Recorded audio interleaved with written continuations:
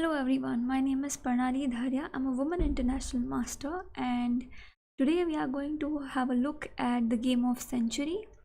Can someone just say yes so that I know that I'm live?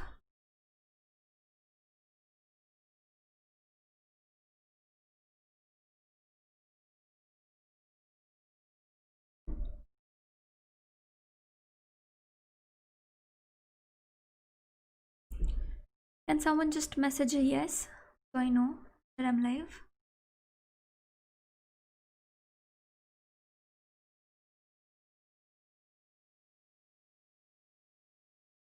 Okay, so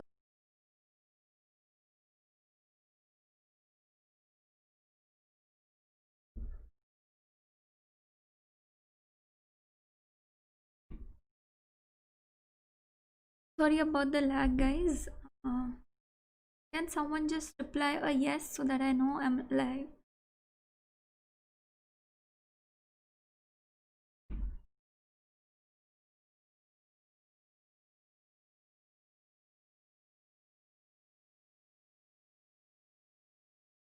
Okay, so here queen b3 was played, and d into c4, queen into c4, and c6.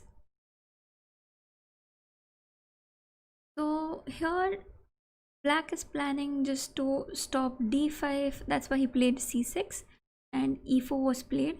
So in Grunfeld, white gets this center, and black tries to attack this d4 pawn, and he tries to prevent it from getting to d4 to d5. So he played c6, and probably he just wants to play c5 later on in the game.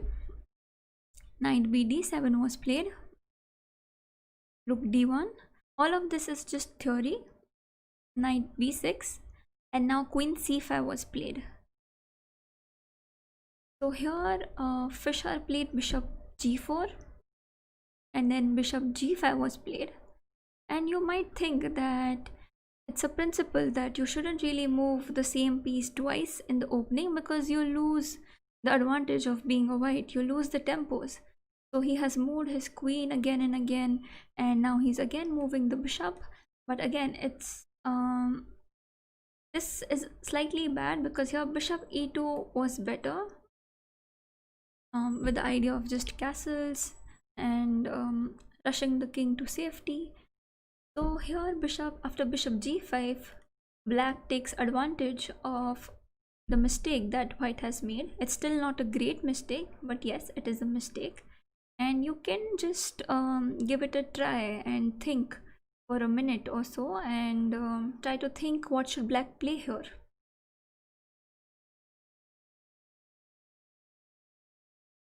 Bishop g5 is not a severe mistake, but it is slightly a slight mistake, a positional one, which leads to a lot of tactical points in the game.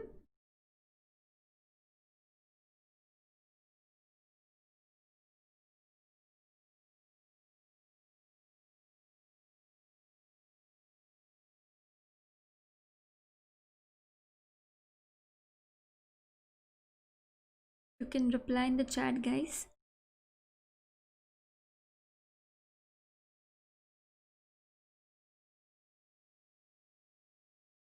Okay, so here knight a4 was played.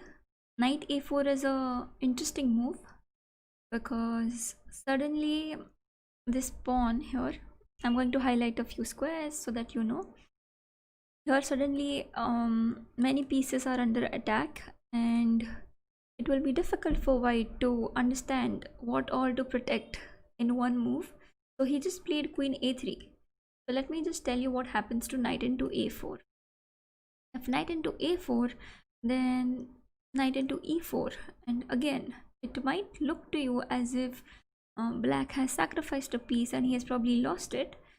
But here he can just, if he moves the queen to a3 or to even c2, in order to attack this, you can just play bishop into f3, g into f3, and knight into g5.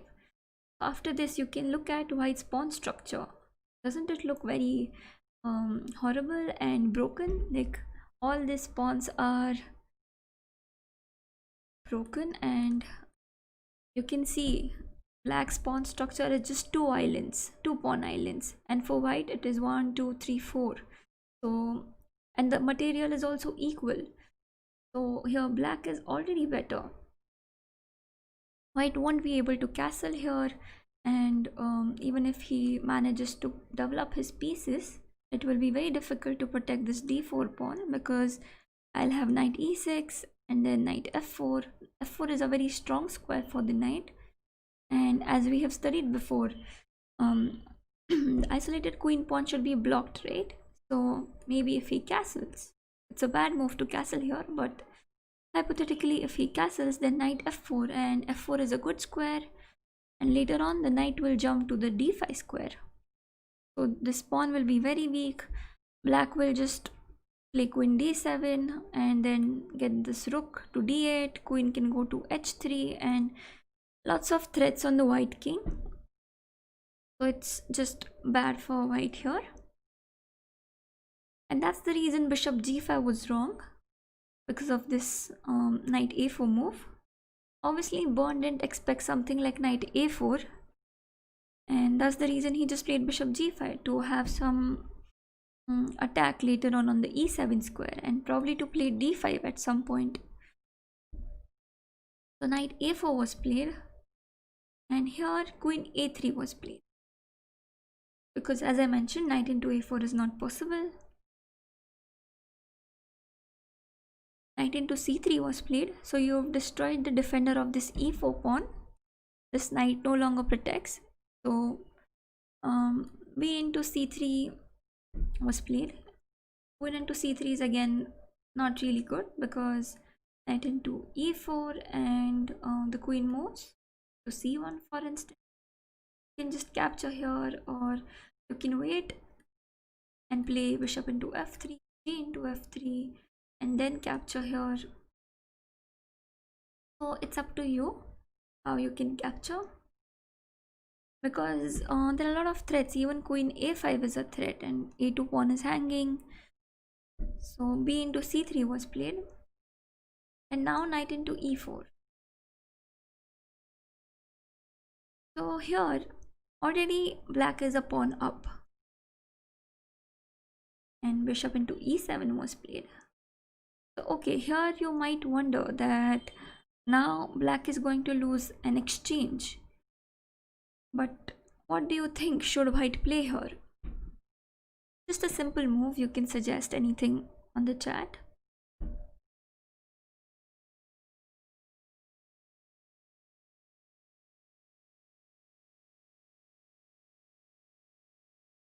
If you have any questions about the position till now, guys, you can just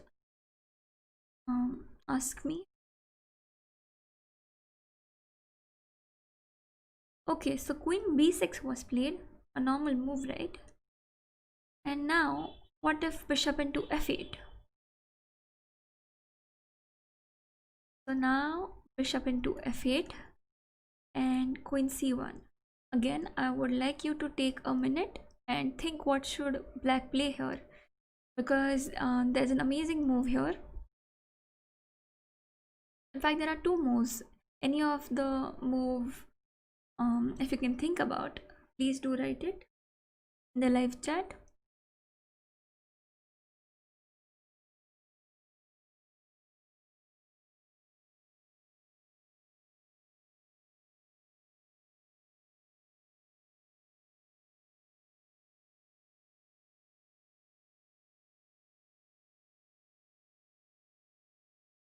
Okay, so you might wonder what happens to rook e8, or the bishop into f3. Here white just wants to play g into f3 and castle as quickly as possible. So even if you play this, and he just wants to get his king to safety, and probably play just king f1 or queen f4 or something like that. So bishop e2 is his idea. So how will you prevent that, guys?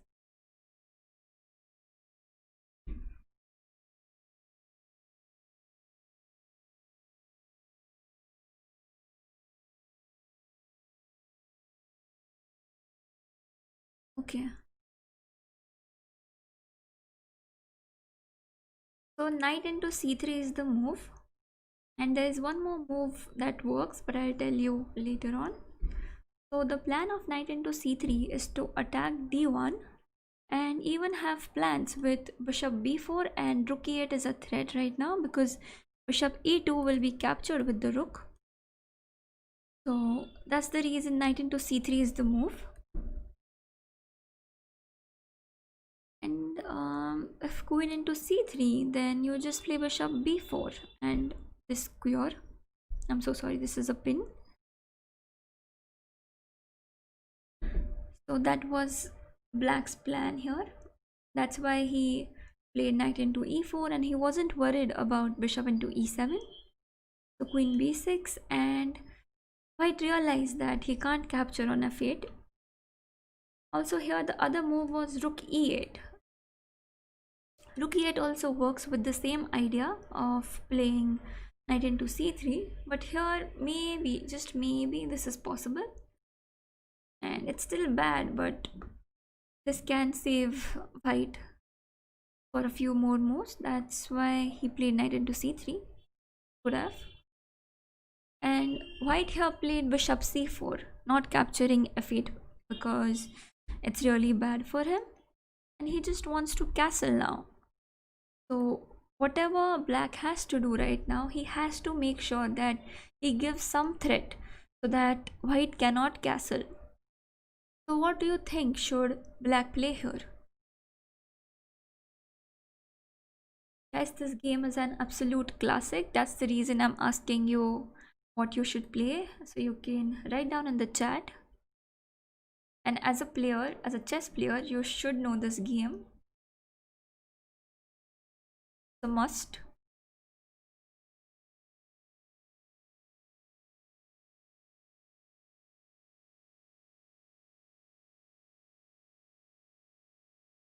Okay, so for bishop c4, again, knight into c3 was played. So here again, if he captures, then you just take here, and the same continuation, because he cannot capture on c3 because of bishop b4. The same continuation works. His queen has to move, maybe here, and then you just play rook e8 check, and you will win this game. There are so many moves here that are possible, but eventually you will just be better. You can play something like queen b4 or anything, but here this rook on h1 is really bad. It won't be able to come in the game very quickly, and you have this pawn majority here. Also you have two bishops. So about the two bishops we are going to learn later on. Like, there are so many advantages of having double bishops. Okay, so knight into c3 was played, and here probably castling was the best, but Donald Byrne didn't really realize how bad this is, and he thought counterattack is the best defense, right? So bishop c5, and he also gave a threat, expecting Fischer to move his queen, but that's not what he did. What do you think should white play here, guys? As a general rule, you should get the rooks to open file. So what should white play here? I'm sorry, what should black play here, guys?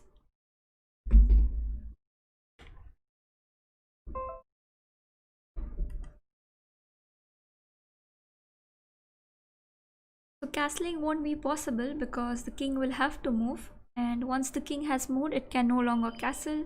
Also, the king cannot castle in a check. So here there is no piece that can come in between. Okay, bishop e7 is a move, but it's not really a good move because you will end up losing this piece.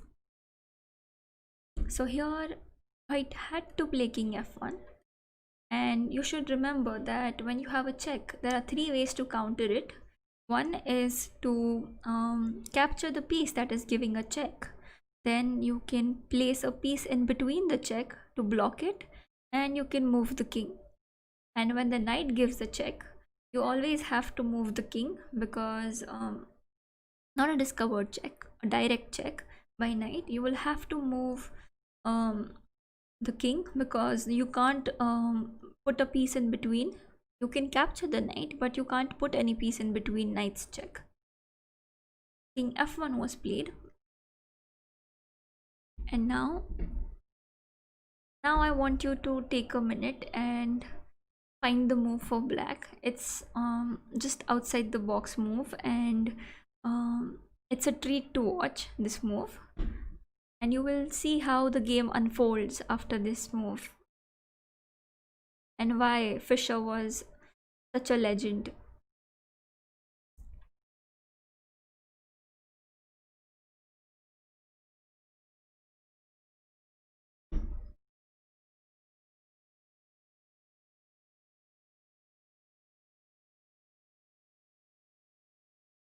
You can reply to me in the chat, guys.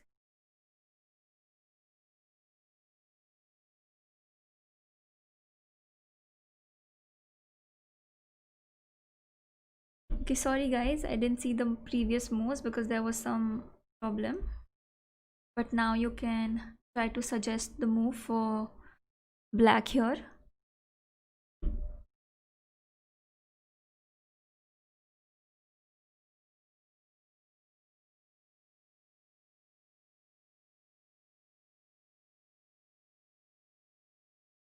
Rook e1. Rook e1, then I can just capture Anush. Possible to just capture it. There's something very interesting.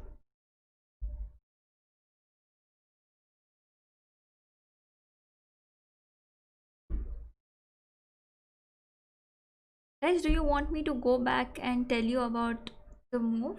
I think you all suggested queen e8. I think it was for bishop e7, pinning the bishop.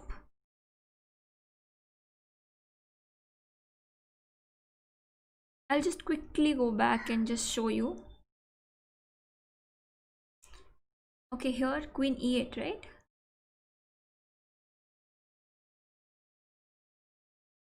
For queen e8, you can just capture, or maybe you cannot capture, but you can play bishop e2. And then you can just castle. So black actually wants to give threats on every move possible. That's the reason he played queen b6. And now even this rook gets active. So after queen e8, this rook on f8 is kind of trapped. That's why he played queen b6.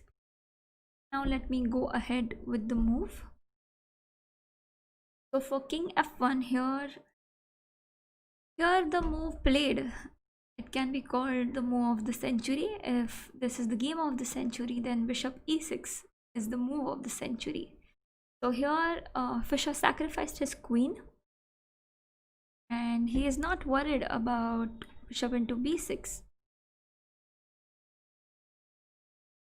I'm sorry guys. Here is not worried about bishop into b6 because after bishop into c4, that's what happened in the game, he will have a lot of compensation for the queen. And bishop c4 check, king g1 was played. And now there are two moves possible here. So what should you play?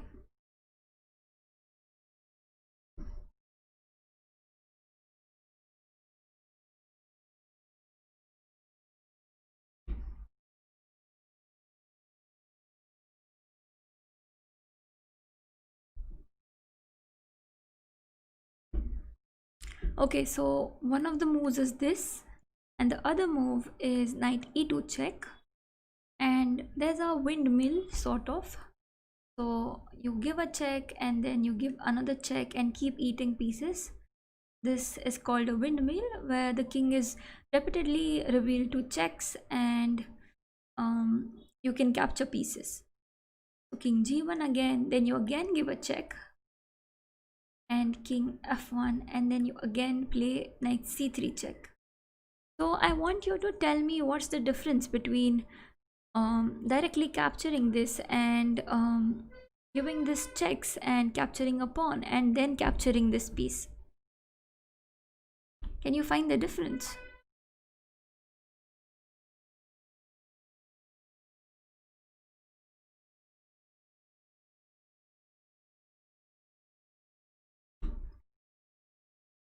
Okay, so main difference here is that this knight on c3 is not protected right now. There's a pawn in between. So that's the reason Fischer plays knight e2 check first. Then when the king moves, he again gives a discovered check with the bishop. And again, when the king moves to g1, because there is no other square, then he again gives the check. And king f1, and then he plays knight c3. So he is not looking for perpetual, as you might feel. King g1 was played, and now he captures this. So the bishop on g7 protects the c3 knight. That's the reason he gave a windmill first, and then he captured on b6. So here what happens to queen b2? Queen b2 was not played in the game, but what happens if I play queen b2? Sayam, you are absolutely right. Knight e2 check, and black wins the queen because white's queen is exposed. There's a discovered attack on the queen. That's the reason queen b2 is not possible. And can you tell me what happens to queen c1?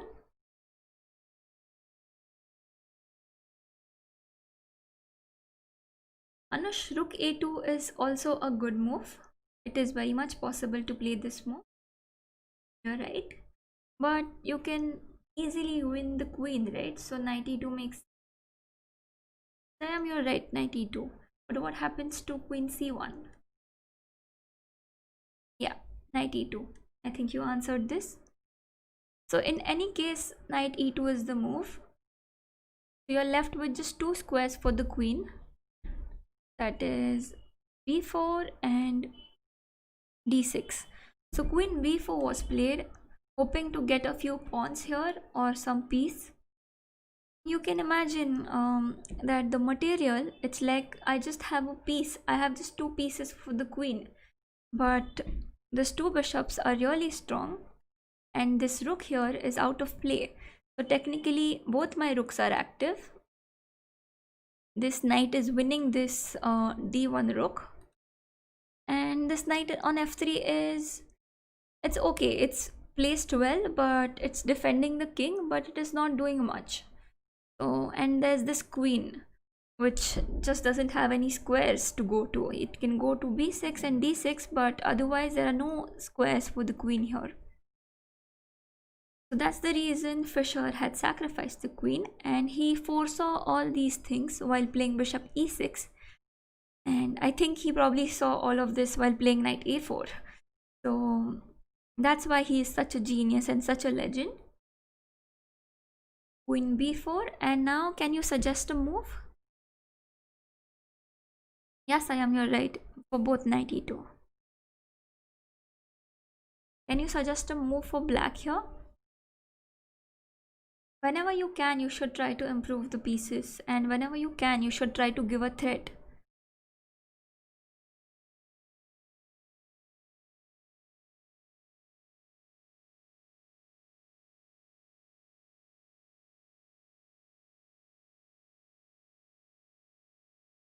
Because calculating moves which are, like tactical, it takes time. When you understand how to give threats, you keep getting better at it. And also psychologically for your opponent, it's very difficult to play when he has a lot of threats to defend.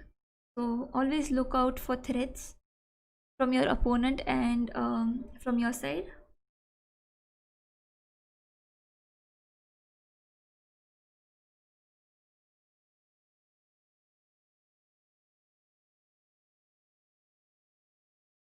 Okay, so here rook a4 was played. You might be wondering, yeah, Amber, you're absolutely right. Even when I first saw the game, I was wondering why not just take the rook and play with, like three. It's almost as if you have two bishops and a rook for the queen. So it's definitely better. But I think Fischer wanted more from the position, and after queen into c4 there can be some complications because this knight here is sort of trapped. It can obviously come here and then be brought back, but here after g3, king g2, and the rook escapes. So rook gets developed, and after the rook gets developed, it will be difficult to play this because right now you just have bishop and rook for the queen. So once white's king is safe, there's no back rank, and the king goes to g2, the rook is developed, then white wouldn't have any problems. Also, after g3, there are threats like knight g5, and even queen can capture this pawn later on. That's the reason he didn't play knight d1. But even I felt like knight d1 should have been the move when I first saw the game. And here he played rook a4 instead. So again, he's asking the question to the white queen. If he captures b6, that's what he did, then he can maybe take this. And if he plays again queen b2, then you have knight e2 check, just as we saw previously. And what happens to queen d6? Can you tell me?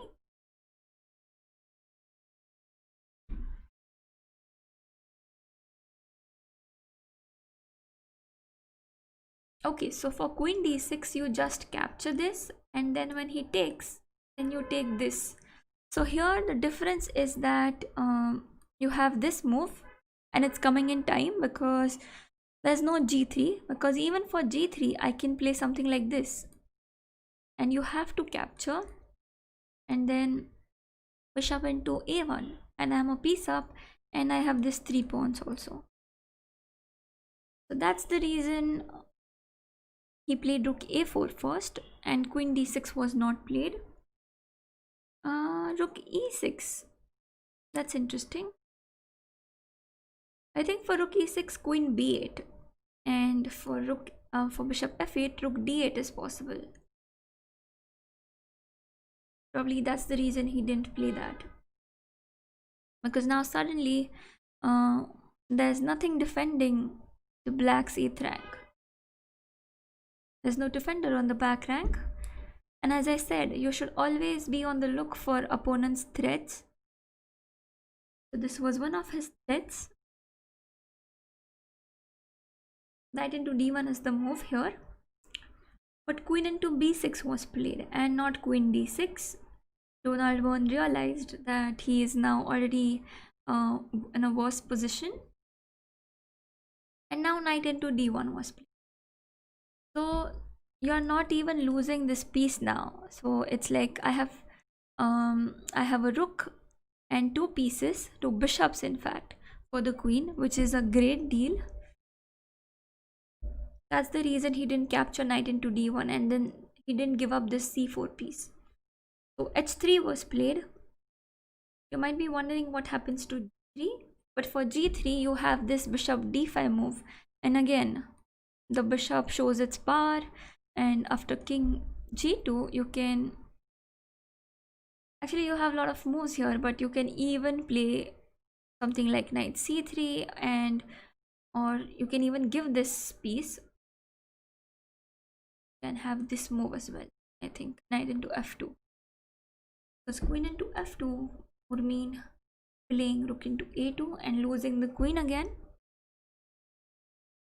So a lot of tactics.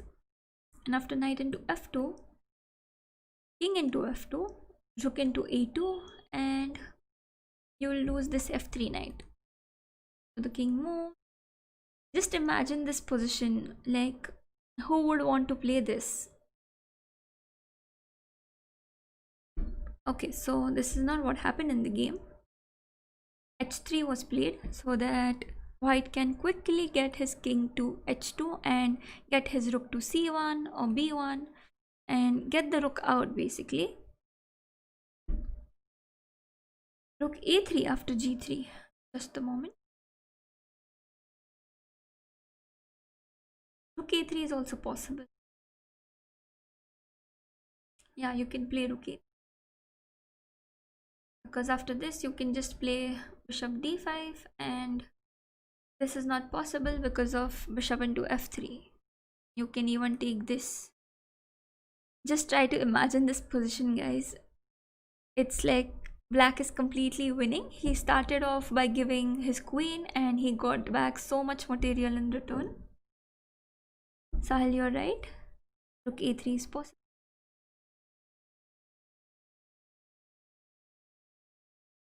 Rook a3 after g3 and then king g2. Yeah.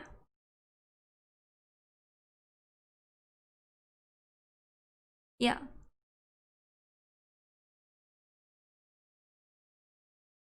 King g2, I just said that bishop d5 is possible. Even bishop e2 possible. Here. Okay, let's move on to h3.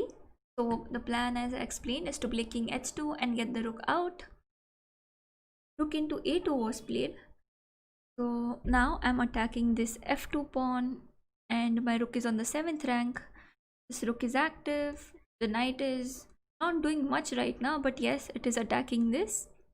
And I'm sorry for a lot of visual representation, but I'm just trying to show you how active black pieces are. Like all of them are doing some job or the other. This bishop can go to d5 next, and it will control a lot of squares from the center. Oops, my bad.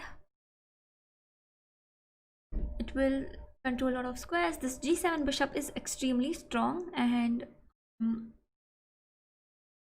now king h2 was played. Knight into f2. You just take back all the material that you're getting, and rook e1 was played. So here it's a good principle to exchange pieces whenever you can try to attack. Like here rook e8 was defending. Rook e8 was defending the back rank, and that's why he wants to exchange the rook, so that he can have some threats with the queen and maybe get the knight to e5 or g5 and maybe play with this pawn. It's just okay, that's the only try he can play, and that's the reason he probably played rook e1, because there's nothing better that he can do. Rook c1 could be played too, but again after bishop d5 you can see this rook on a2 is very strong, and the g2 pawn will be under constant attack. Bishop into f3 is a threat, and knight d3 can be played, so attacking this and attacking the g2 pawn. So a lot of problems for white here.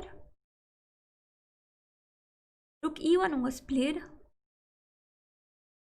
Amber, when are you playing rook d8?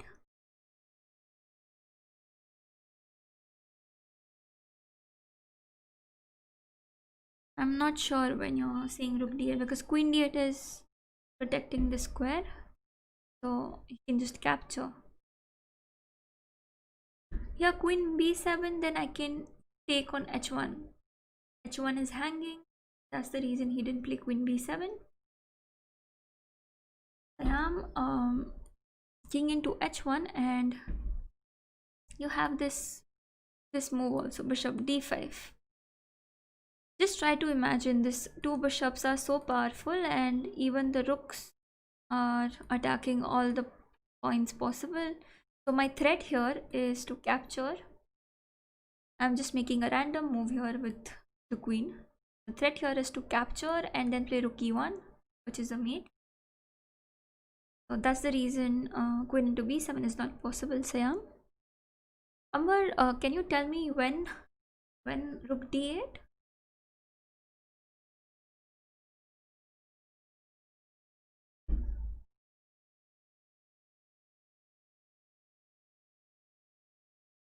To f2, rook e1, and do you mean rook d8 right now? Because again, it's not possible.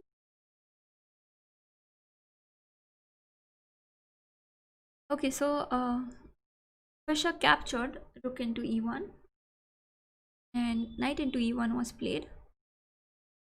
Sorry, knight into e1 was something that we analyzed, but queen d8 check was played. As I said, he wants to do something about the back rank, and he wants to have some threats at least.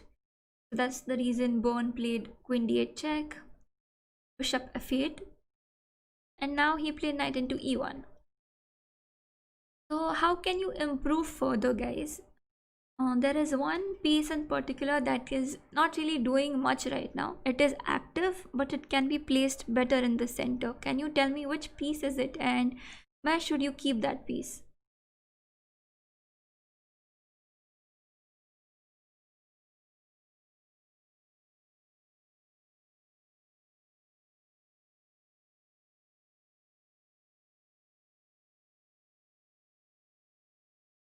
You can write down, guys, in the live chat, which is the piece that can be improved further.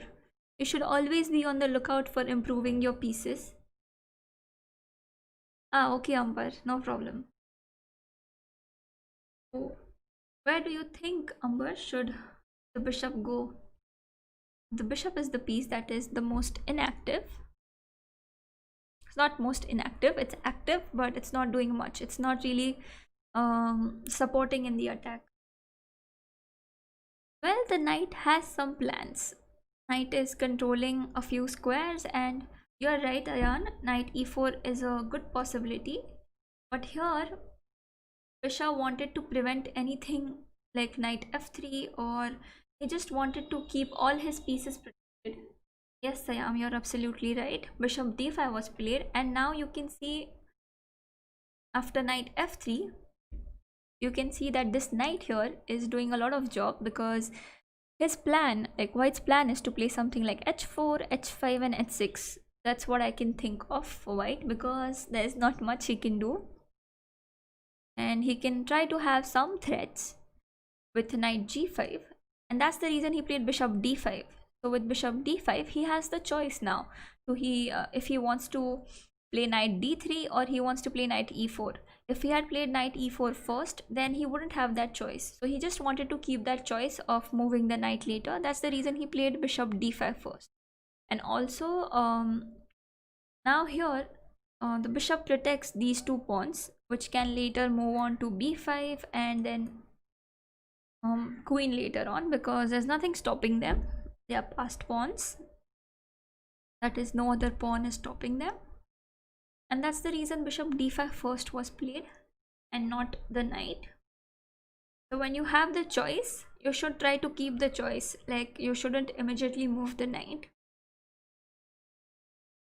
Not a bad move though. So here knight e4 was played. Now the plan is to play something like king g7 and bishop d6, and then rook a1 can be a mate, because the knight is guarding all these squares. The bishop works in perfect harmony by giving this check here, and he won't have any checks. So white will realize there are no checks that he can give to the black king, and soon he will lose. He played queen b8, so that maybe if king g7 is played, then something like queen e5 and just something, I don't know why, but he played queen b8. And what do you think should black play here? Okay, Arnav.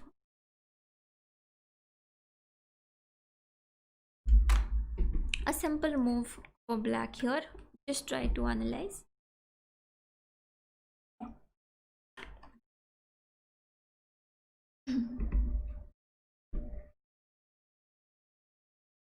Okay, here b5 was played. And you can see every piece and pawn in the black camp is defended. Just see that all the pieces are covered. That is, they are protected. Everything. Yes, Sayam, you're right. Everything is protected. There is no single hanging piece in his position. There's nothing that white can attack. Everything is defended, and such positions you should aim for, because your opponent will be irritated. He won't have anything to attack, and suddenly white has very less pieces, but the queen is vulnerable because of this threat. Right now it's not possible, but it is later on possible, and the queen is very vulnerable.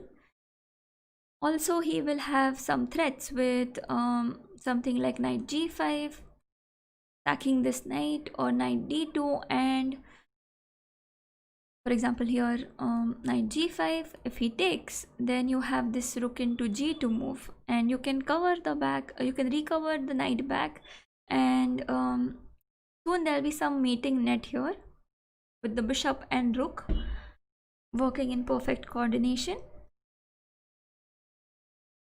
Even though white has a queen here, it can't really do much. It can in fact do nothing here. So you will realize the power of pieces in this example, in this game. And h4 was played. As I said, there's nothing better for white here, so he just played h4. And what do you think as black you should play here? You should always look out for opponent's threats, and you should try to avoid them. That is called as prophylaxis. So when you look for what your opponent wants to do and you try to prevent it, he's basically left with nothing to do, and that is known as prophylaxis in chess. And it is very useful in life too, because you know what the problem is and you take yeah, absolutely, Atul, it's power of minor pieces. You try to prevent all of your opponent's threats, that is prophylaxis. Knight d6. Sudden knight d6 is possible. I think you want to play on the queen side, and you want to protect this pawn to play c5, which is a good idea, but there is something better, and you should look out for what white is planning to do here. Yes, I am. h5 is what white is planning to play here, and that's the reason you prevent it by playing h5 yourself. Thanks, Atul.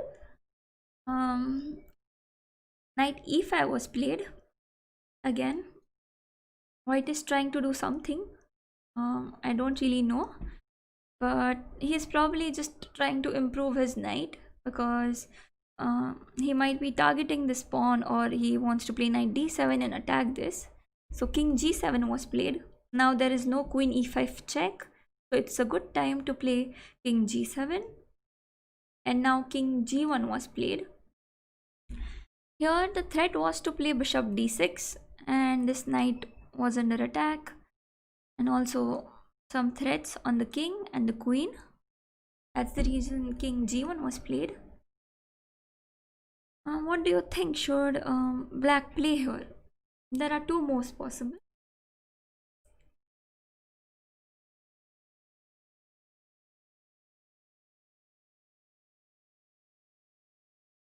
But let me tell you here, it's already lost for white.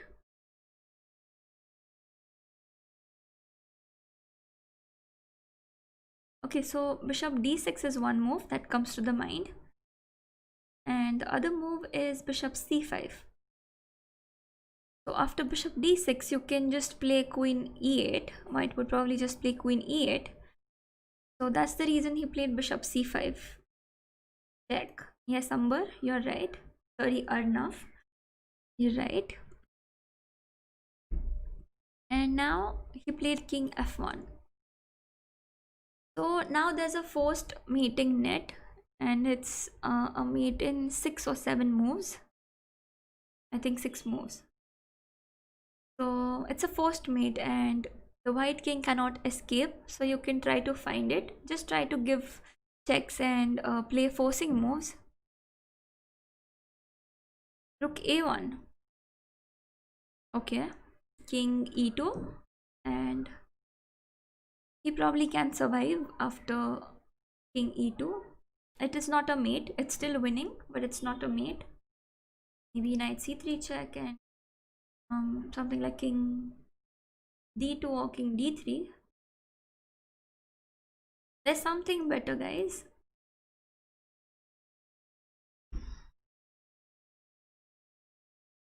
I'll just tell you the first move, then you can try to tell me the other moves. Knight g3 was played, and now king e1. So right now you just have to give the correct checks.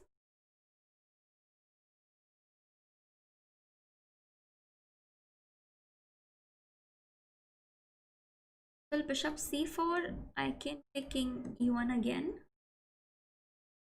Bishop b4, king d1. Then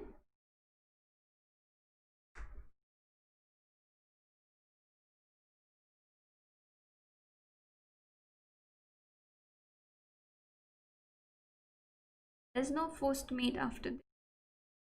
Like, it's not the quickest mate.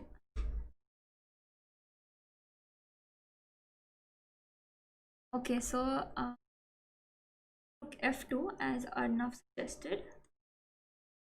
For rook f2, I can just play king e1 Arnav, and bishop b4, then bishop b3 check, c1, escapes. Okay, this also works. But well, what if the king goes back to g1? Then again you're losing one.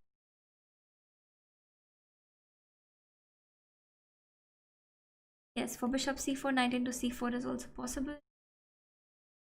So knight g3 was played, and now king e1. So which is the correct check, guys? There are 4 checks possible. One is this, bishop f2, and bishop b4. So you just have to find the right checks here. So you're right, bishop b4 check was played. So you can just look that the f2 square is guarded, so you don't necessarily have to give a check from here, and this bishop will be more useful on b4, because if the king later on in the game ever comes to this square, then you have again 2 checks. So that's the reason bishop b4 is correct. That's how I think. So king d1, and again there are 3 checks possible. Which one should you choose?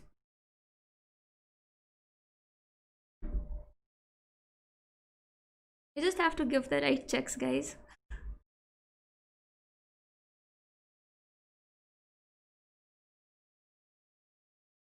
Okay, Atul, b3 check, king c1. What next? Again, there are so many checks possible. So 1, 2, 3, 4, and then 5. Which one will you choose?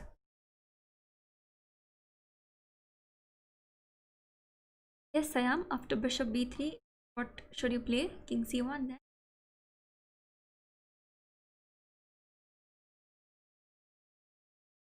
It's a mate in 3 now, guys.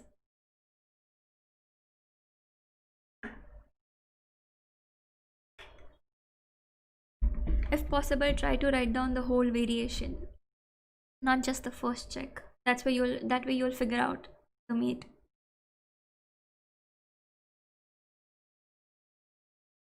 Arnav, rook a1 is possible, but what for king b2? The king is escaping, right? The rook on e2 is doing a great job already. It's preventing the king from going to b2. It is also threatening rook a1. Rook c2 check is a threat. So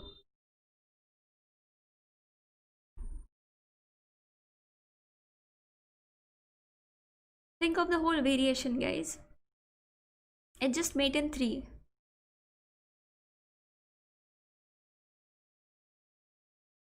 So here you can think like which is the piece that is not doing much in the position, and try to get it.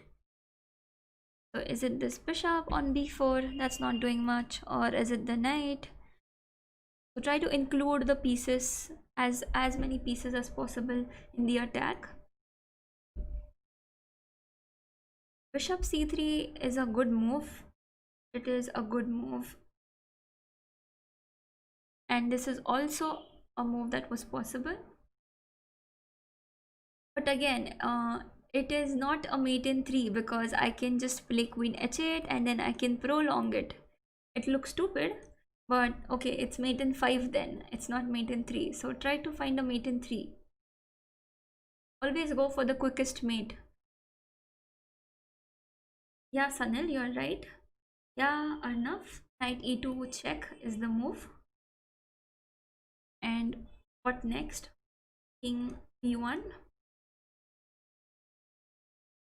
which is the check that you should give. Should you play bishop c2 and then sack this, or should you play knight c3?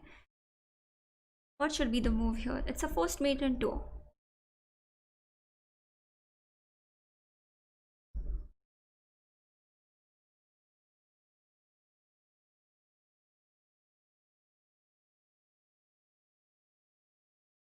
Yes, Arnav, knight c3 was played, and as you can see, rook c2 is a mate. The forced mate, the king cannot go anywhere, and this is a great pattern to remember with these pieces. So any piece protecting this, and the knight covering these two squares, and the rook covering the 7th rank, it's a great pattern to remember. So this was Fischer's best game, and this was the game of the century. Yes, Sam, you're right. Rook a1. Rook a1 is not knight c3, king c1, and rook a1. Then you can play king d2. Actually, you're right that for this is a mate, but for king d2 it's not a mate. So that's the reason it's not possible. So I hope you like today's game, because it's one of my favorite games, and Fischer is one of my favorite players. He was just 13 when he played this, so you can imagine how brilliant he was, and was such a genius. He would play for a lot of activity. Yes, so this was his game, and I think I had to cover one more game, guys. Oh, Amber, then okay.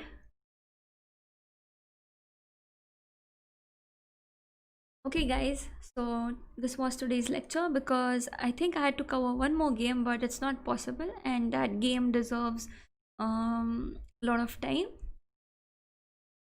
Yeah, it was a great game, and bishop e6 was the great move played. So I'll just quickly go back to the position and tell you something more about it. Just a moment, guys.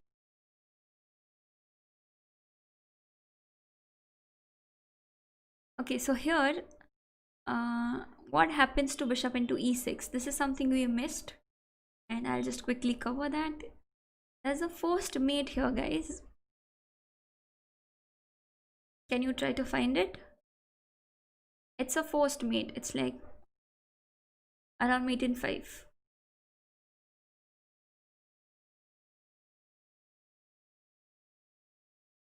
Okay, I'll tell you a few moves. Queen b5 check. King moves here. And what should you play here?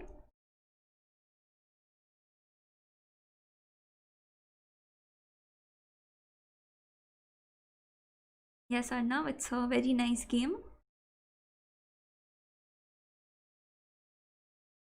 It's always good to know the classics and learn from them, because you get to know a lot about chess. Your understanding of chess improves a lot.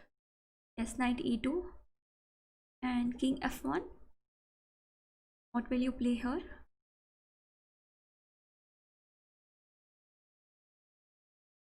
It's a very typical pattern, and it's a pattern you should remember, because it helps a lot when you're already winning and you want to mate your opponent.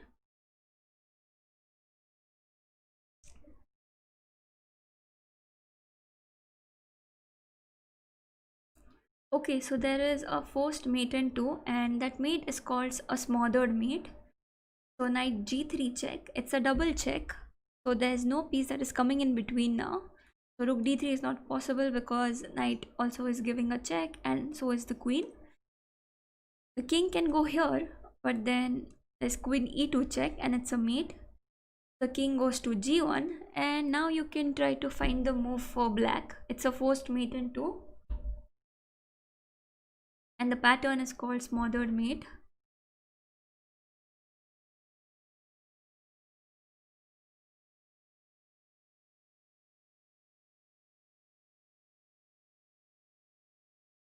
Okay, so here queen f1 check can be played. Yes, it looks as if the queen is being sacrificed, and black is probably just losing after this. But rook into f1, and then knight e2 is a mate. So you can see this all pieces, his own pieces, are creating a problem for white.